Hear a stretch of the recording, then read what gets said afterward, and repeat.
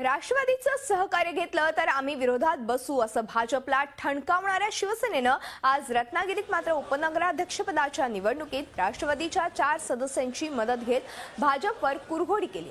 रत्नागिरीत शिवसेनेनं भाजपला बाजूला ठेवत राष्ट्रवादीच्या 6 पैकी 4 नगरसेवकांना आपल्या बाजूने वळवत उपनगराध्यक्षपदी शिवसेनेचे आमदार राजन साळवी यांचे बंधू संजीव साळवींना विराजमान केले।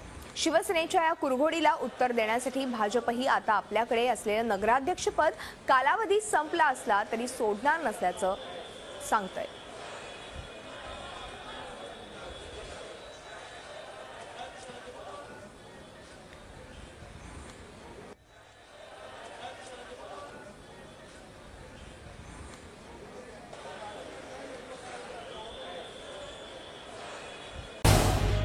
झी 24 तास रहा एक पाऊल पुढे।